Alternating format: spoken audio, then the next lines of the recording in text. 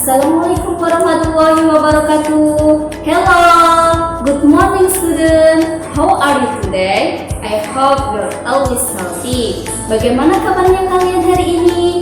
Bu harap kalian sehat selalu ya.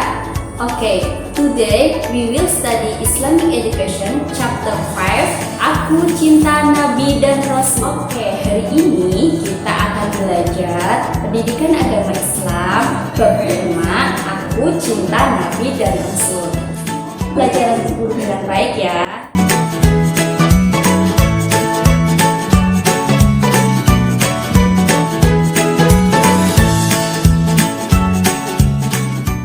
Dipimpin oleh Raja Fir'aun yang sangat kejam. Fir'aun tidak mau jika suatu hari nanti ada orang yang merebut tahtanya. Maka ia memerintahkan agar semua bayi laki-laki dibunuh. Perintah Fir'aun itu membuat Yukabat merasa takut karena ia telah melahirkan seorang anak laki-laki. Atas petunjuk dari Allah, Yukabat meletakkan bayinya di sebuah keranjang dan menghanyutkannya di sungai Nil.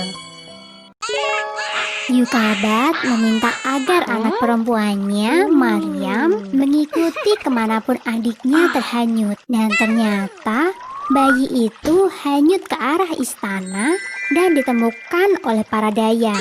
Mereka lantas menyerahkan bayi tersebut kepada ratu mereka. Istri Fir'aun yang belum dikaruniai anak lantas mengangkat bayi itu sebagai anak. Bayi itu kemudian diberi nama Musa.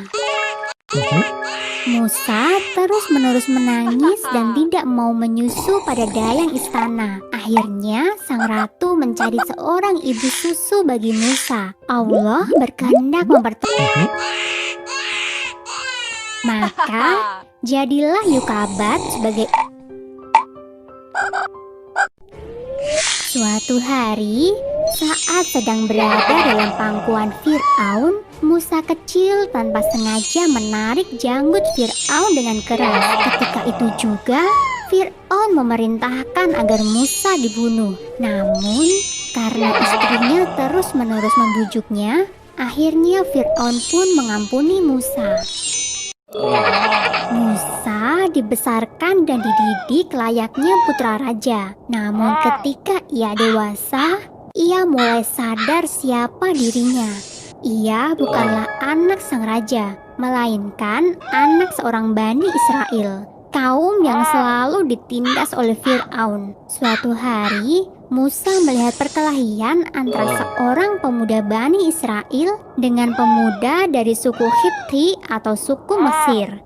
Saat hendak melerai, tanpa sengaja, Musa memukul pemuda kaum Hipti itu hingga tewas. Karena kesalahannya itu, Musa diancam dengan hukuman mati. Dengan bantuan dari seorang pengikut Nabi Ibrahim, Musa berhasil melarikan diri. Musa terus berjalan hingga ke kota Madian dan bertemu dengan Nabi Syu'aib. Dalam riwayat lain, Musa bertemu dengan anak saudara Nabi Syu'aib. Kemudian Musa bekerja pada Nabi Syu'aib. Tak lama kemudian, Musa menikah dengan Syafura, anak perempuan Nabi Syu'aib. Setelah 10 tahun lamanya, Musa berkeinginan untuk pulang ke Mesir. Maka ia pun mengajak istri dan kedua anaknya yang masih kecil. Saat malam tiba, Musa memutuskan untuk beristirahat dan membuat sebuah tenda di padang pasir. Musa kemudian pergi untuk mencari api hingga sampailah ia di Gunung Tur. Di sana, Musa melihat api tampak menyala di sebatang pohon berwarna hijau. Saat itulah sebuah suara terdengar. Itu adalah suara Allah. Allah telah mengangkat Musa sebagai nabinya dan mengutus Musa untuk menyadarkan Fir'aun beserta seluruh rakyat Mesir. Dari peristiwa itu, Nabi Musa dijuluki Halimullah yang berarti nabi yang diajak bicara oleh Allah. Setelah pulang ke rumah ibunya, ia mengajak Harun, saudaranya, untuk pergi menemui Raja Fir'aun. Mereka berdua telah mengemban tugas dari Allah. Di dalam istana Fir'aun, Musa beserta Harun dengan lantang menyerukan bahwa mereka adalah utusan Allah dan tiada Tuhan selain Allah. Fir'aun sangat marah mendengar hal tersebut. Ia kemudian meminta Musa untuk memberikan bukti bahwa ia benar-benar utusan Allah. Maka Nabi Musa pun menunjukkan mukjizatnya. Tongkat yang dipegangnya berubah menjadi ular dan tangannya berwarna putih bersinar.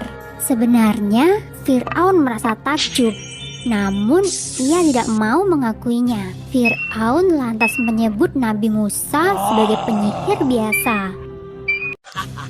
Untuk membuktikan bahwa ia lebih hebat dari Nabi Musa, Fir'aun mengumpulkan 3 penyihir terhebat untuk melawan Nabi Musa. Satu persatu penyihir istana berhasil merubah tongkat mereka menjadi ular berbisa. Di bawah perlindungan Allah, Nabi Musa merubah tongkatnya menjadi seekor ular raksasa yang kemudian melahap semua ular milik para penyihir. Para penyihir yang menyaksikan keajaiban itu pun langsung bersujud dan memohon ampun kepada Nabi Musa. Allahu Akbar. Kedudukan Nabi Musa semakin kokoh di masyarakat Mesir. Namun, Fir'aun dan pengikutnya tetap saja menolak dakwah Nabi Musa. Nabi Musa pun berdoa kepada Allah untuk memberikan petunjuk. Maka, Allah memberikan ujian berupa kemarau yang sangat panjang. Rakyat Mesir bersama-sama menghadap kepada Nabi Musa dan meminta pertolongan. Setelah bencana itu lewat, masyarakat Mesir kembali ke dalam kemusyrikan. Allah kemudian menurunkan bencana berupa hama belalang. Setelah hama belalang, Allah kembali mengirimkan hama kutu. Dan setelah itu, Allah merubah seluruh air di Mesir menjadi darah. Namun semua itu tidak menjadikan Fir'aun sadar. Ia justru semakin membenci Nabi Musa. Keinginan Fir'aun untuk membunuh Nabi Musa tak dapat lagi dicegah. Ia kemudian memimpin pasukan besar untuk menyerang Nabi Musa. Dengan bimbingan dari Allah, Nabi Musa dan pengikutnya lari hingga ke tepi Laut Merah. Nabi Musa terjepit antara lautan dan pasukan Fir'aun. Saat itulah Allah kembali memberikan mukjizat kepada Nabi Musa. Dengan pukulan tongkat Nabi Musa, air laut itu langsung terbelah menjadi 2. Terciptalah sebuah jalan bagi Nabi Musa dan pengikutnya. Setelah sampai di seberang Laut Merah, Nabi Musa kembali memukulkan tongkatnya. Seketika itu juga, air laut kembali menyatu dan menenggelamkan pasukan Fir'aun. Nabi Musa dan Harun terus memimpin kaum Bani Israel ke arah Palestina. Ketika tiba di kaki Gunung Sinai, Allah kembali berbicara kepada Nabi Musa. Allah memerintahkan Nabi Musa untuk puasa selama 30 malam. Dan Nabi Musa diperkenankan untuk bertemu dengan Allah di puncak Gunung Sinai. Kemudian Allah meminta Nabi Musa untuk mengenapkan puasanya menjadi 40 malam. Setelah Nabi Musa selesai, Allah memberikan kitab Taurat kepada Nabi Musa, sebuah kitab yang berisi tuntunan kehidupan bagi kaum Bani Israel.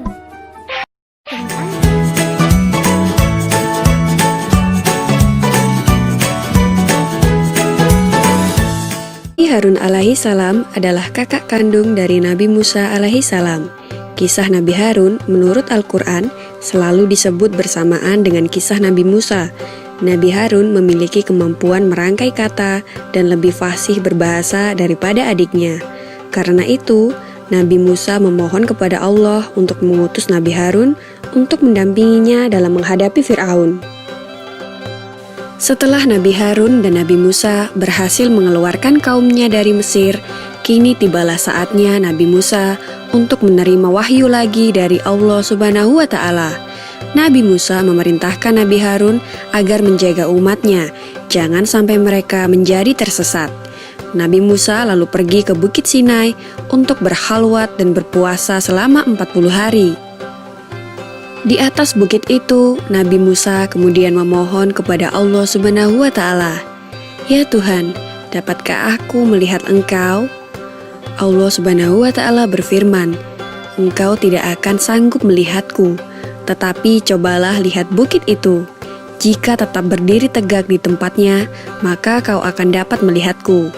Lalu Nabi Musa menoleh ke arah bukit atau gunung yang dimaksud. Seketika gunung yang dilihat hancur, lalu masuk ke dalam perut bumi. Nabi Musa terkejut, seluruh tubuhnya gemetar, dan ia jatuh pingsan. Setelah sadar, beliau bertasbih dan memohon ampun. Maha besar Engkau Tuhan semesta alam, ampunilah aku dan terimalah taubatku, dan aku akan menjadi orang pertama yang beriman kepadamu.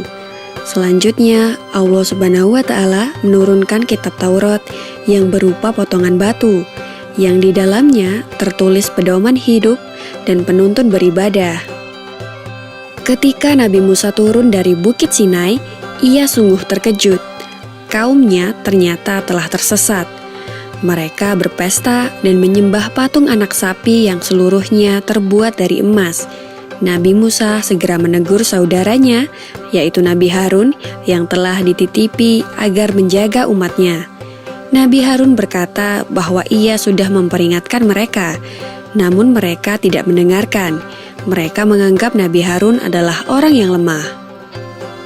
Setelah diselidiki, ternyata orang yang bernama Samiri yang mengajak kaum Nabi Musa untuk membuat patung anak sapi dan menyembahnya. Nabi Musa sangat marah, sehingga Samiri diusir dan tidak boleh ada orang yang berbicara dengannya. Samiri juga dikutuk jika ia disentuh atau menyentuh manusia, maka ia akan terkena demam dan sakit. Itulah siksaan di dunia. Adapun nanti di akhirat, Samiri akan dimasukkan ke dalam neraka. Kemudian Nabi Musa memerintahkan kaumnya yang telah tersesat menyembah patung anak sapi untuk segera bertaubat kepada Allah Subhanahu wa Ta'ala dengan taubat yang sebenar-benarnya.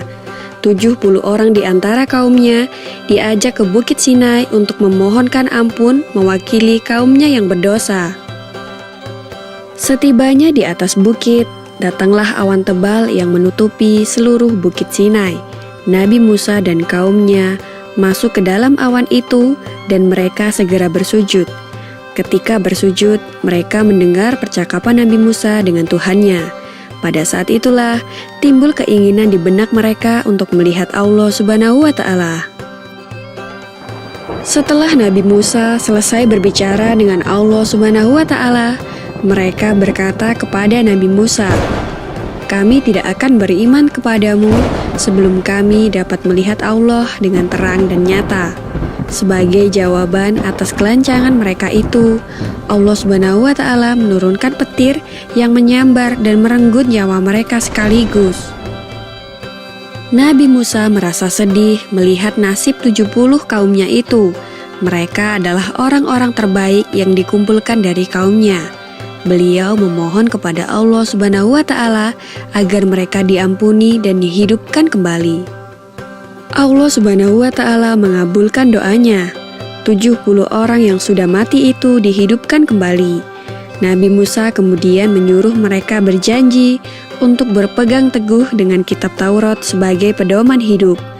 Nabi Musa juga mengingatkan kaumnya untuk selalu melaksanakan perintah Allah dan menjauhi segala larangannya. Demikianlah kisah Nabi Harun dan Nabi Musa dalam menghadapi kaumnya yang sesat menyembah patung anak sapi. Semoga kisah ini dapat mempertebal iman kita dan selalu ingat untuk melaksanakan perintah Allah dan menjauhi larangannya. Amin ya robbal alamin.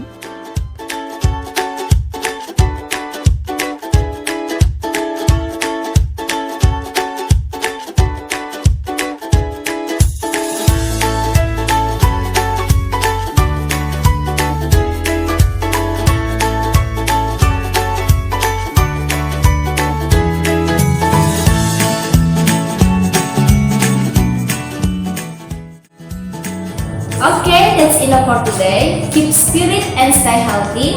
Cukup sekian untuk hari ini. Tetap semangat dan tetap jaga kesehatan. Goodbye. See you next time. Have a nice day. Semoga harimu menyenangkan. Wassalamualaikum warahmatullahi wabarakatuh.